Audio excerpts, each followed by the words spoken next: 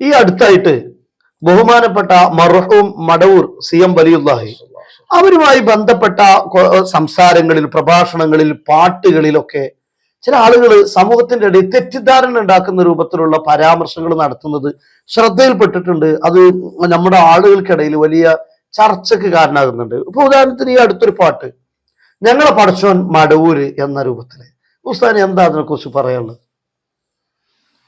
വലിയുല്ലാഹി CM Madavoor നവ്വറല്ലാഹു മർക്കദ. നമ്മുടെ കേരളത്തിലെ നമ്മൾ ഉസ്താദുമാരൊക്കെ അവരെ അനുഭവിച്ച ആളുകളൊക്കെ വിലായത്തിന്റെ മർത്തബയിലെത്തിയ ഒരാളാണ് എന്ന സാക്ഷ്യപ്പെടുത്തിയ ഒരു മഹാൻ തന്നെയാണ്. അവരുടെ ജീവിതത്തിൽ ധാരാളം കറാമത്തുകളും കാര്യങ്ങളൊക്കെ ഉണ്ടായിട്ടുണ്ട്. അത് അനുഭവസ്ഥര് പണ്ട് പറയുകയും നമ്മൾ വിശ്വസിക്കുകയൊക്കെ ചെയ്തിട്ടുണ്ട്.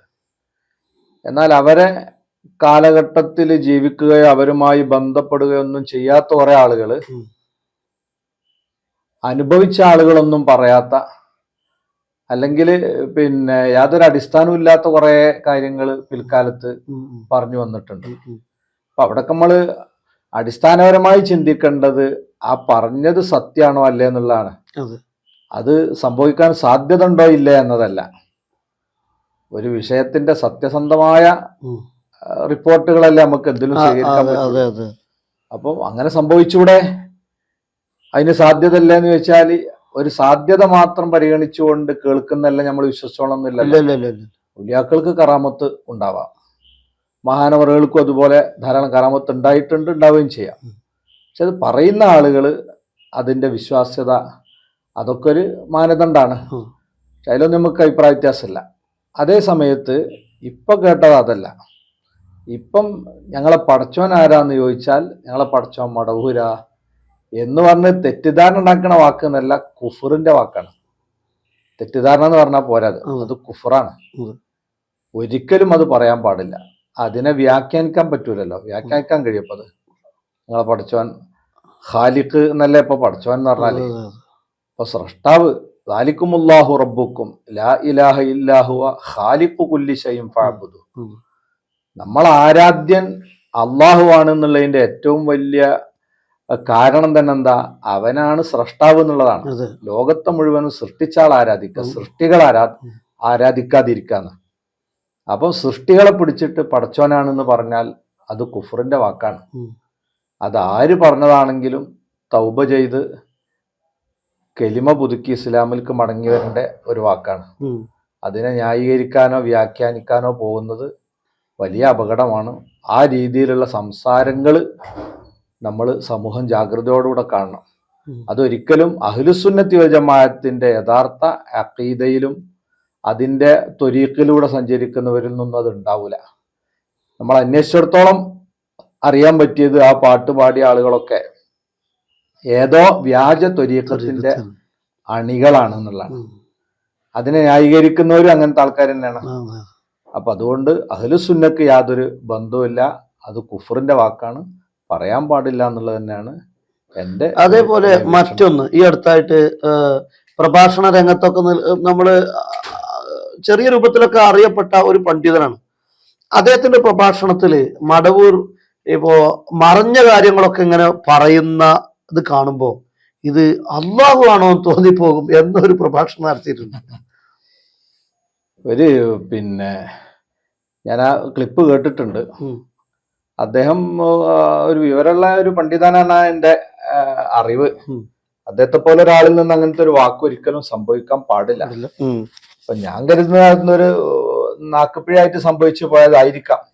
ഇനി അത് എങ്ങനെ പറ്റിയാന്ന് പറയേണ്ട അദ്ദേഹമാണ്, നമുക്ക് പറയാൻ പറ്റില്ല. അതായത് പറയാൻ പാടില്ലാത്തൊരു വാക്കാണ് പ്രത്യക്ഷത്തിൽ ആ വാക്ക്.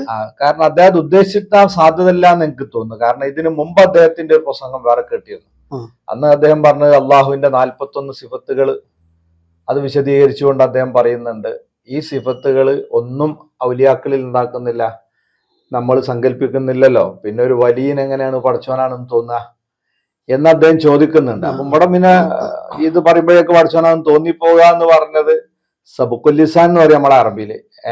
അറിയാതെ പറഞ്ഞു പോകാതായിരിക്കാനാണ് സാധ്യത എന്ന് ഞാൻ മനസ്സിലാക്കാണ്. ഇനി ആ വേദിയിൽ ആരോ തിരിച്ചൊന്നും അറിയില്ല അദ്ദേഹത്തിന്റെ ആ പ്രയോഗം. അതൊരിക്കലും ഒരു പണ്ഡിതന്റെ ഭാഗത്തുനിന്ന് ഉണ്ടാകാൻ പാടില്ലാത്തൊരു പ്രയോഗം തന്നെയാണത്. പക്ഷെ ഈ അടുത്ത കാലത്ത് അതുപോലെ വേറൊരു പിന്നെ പാട്ടിൽ തന്നെയാണ് നാം മനസ്സിലാക്കുന്നത്. അതായത് അമ്പിയാക്കളെല്ലാം മഹ്ശറിൽ വലിയ പ്രയാസത്തിലും ഭയാനകമായ ഒരു സാഹചര്യത്തിൽ അവരൊക്കെ നിലനിൽക്കുമ്പോൾ മടവൂർ അതൊക്കെ വളരെ സിമ്പിളായി കൈകാര്യം ചെയ്യും എന്ന ആശയം വരുന്ന മറ്റൊരു പാട്ടും ശ്രദ്ധപ്പെട്ടിട്ടുണ്ട്. പക്ഷെ ഇതൊക്കെ ഉസ്താദ് പറഞ്ഞ പോലെ കള്ളത്തൊരീക്കത്ത് വ്യാജ തൊരീക്കത്തിന്റെ ആളുകളിൽ നിന്നാണ് എന്നാണ് ബോധ്യപ്പെടുന്നത്. എങ്കിൽ പോലും ഔലിയാക്കൾക്ക് എന്റെ ചോദ്യം അതല്ല, എന്തുകൊണ്ടാണ് ഇത്രയും കാലമൊക്കെ നമ്മൾ പഠിച്ചു, ഇത് പഠനം വേണമെന്നില്ല, സാധാരണക്കാരനായ ഒരാൾക്ക് പോലും ഇതൊക്കെ പ്രത്യക്ഷത്തിൽ അറിയുന്ന കാര്യമാണല്ലോ, എന്തുകൊണ്ടാണ് ഈ പ്രഭാഷകര് അല്ലെങ്കിൽ ഇങ്ങനെയുള്ള ആളുകൾ ഇതിലൊന്നും ഒരു കൃത്യത പാലിക്കാത്തത് അല്ലെങ്കിൽ ശ്രദ്ധ പതിപ്പിക്കാത്തത്? എനിക്ക് തോന്നുന്നു, ഒന്ന് പിന്നെ ഇത്തരം പരാമർശങ്ങളുടെ ഉള്ളിലേക്ക് നമ്മൾ ഇറങ്ങുകയാണെങ്കിൽ ഒരാളെ പുകഴ്ത്തുമ്പം മറ്റൊരാളെ ഇകഴ്ത്തൽ വരരുതല്ലോ. അതെ അതെ. നമ്മള് ഒരു വലിയന് ചിലപ്പം പരലോകത്ത് എന്തുണ്ടാവും, അവർക്ക് ശഫാഅത്തിനുള്ള അവസരങ്ങൾ ഉണ്ടാവും. വലിയെന്ന് മാത്രമല്ല, ഖുർആൻ മനപ്പാടാക്കിയവർക്കുണ്ട്, ഹജ്ജ് ചെയ്തവർക്കുണ്ട്, എല്ലാ മോമിനിയങ്ങൾക്കും എന്തിന് അവസരമുണ്ട്, ശഫാഅത്തിന് അവസരമുണ്ട്. ഒക്കെ ഹദീസ് കൊണ്ട് സ്ഥിരപ്പെട്ടതാണ്. അള്ളാഹുവിന്റെ ഔലിയാക്കൾക്ക് തീർച്ചയായിട്ടും അതിന് അവസരം ഉണ്ടാവും. അതേ സമയത്ത് ബാക്കി അമ്പിയാക്കളൊക്കെ പരിഭ്രമിച്ച് നിൽക്കുമ്പോൾ ഒരു പ്രത്യേക വലിയ അവിടെ ഇതാവുമെന്ന് പറയുന്നത് ബാക്കി അമ്പിയാക്കൾ എന്ത് ചെയ്യലാവും, തരം താഴ്ത്തലാവും. അപ്പൊ അങ്ങനത്തെ അബദ്ധം തന്നെയാണ്, അങ്ങനെ പറയാൻ പാടില്ല.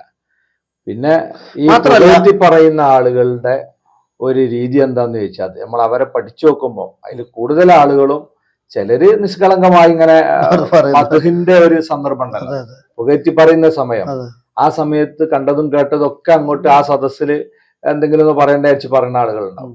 പക്ഷെ അതിന്റെ പിന്നെ വരും വരായികൊന്നും അവര് ആലോചിക്കൂല. അങ്ങനത്തെ ആളുകൾ ഇത് ബോധ്യപ്പെട്ടാൽ പിന്നെ തിരുത്തുകയും പിന്നെ ആവർത്തിക്കാതിരിക്കുകയും ചെയ്യും. എന്നാൽ ഭൂരിഭാഗം ആളുകളെയും നമ്മൾ കാണുന്ന നേരത്തെ പറഞ്ഞ മാതിരി വ്യാജ ത്വരീക്കത്തിൽപ്പെട്ട ആളുകള് അവരെന്ത് ചെയ്യാണ്, അവരെ മദ്ഹായിട്ടാണ് ശരിക്കും ഇത് പറയുന്നത്.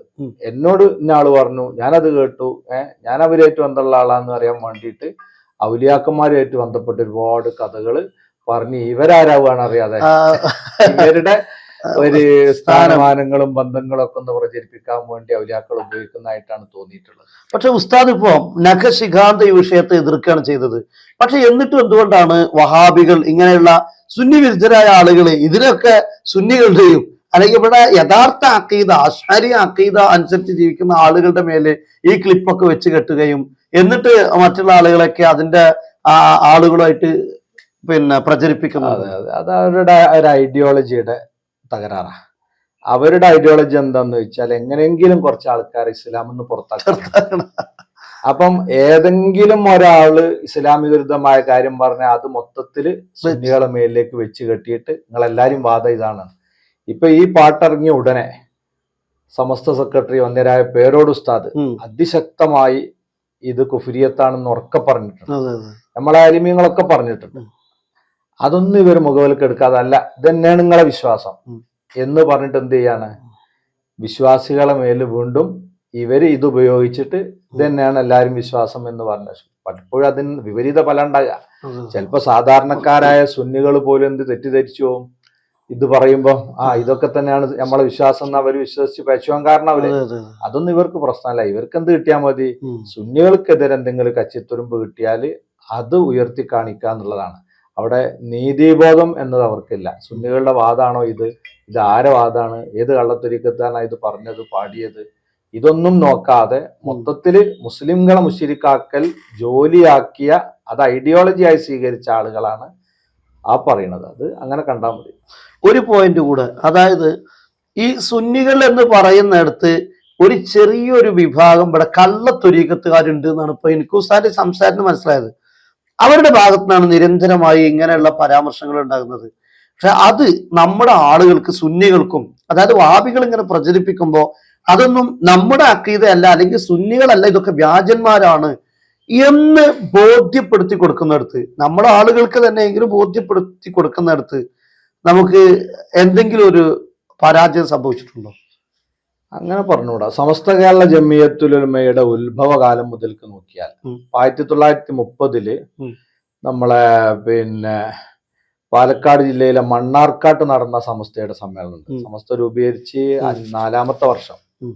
ആ സമ്മേളനത്തിൽ തന്നെ കൊണ്ടോട്ടി കേന്ദ്രീകരിച്ച് അന്ന് നിലവിലുണ്ടായിരുന്ന കൊണ്ടോട്ടി കൈക്കാരെന്നറിയപ്പെട്ടിരുന്ന വ്യാജ തുരീക്കത്തിനെതിരെ പ്രമേയം അവതരിപ്പിച്ചത് കാണാം.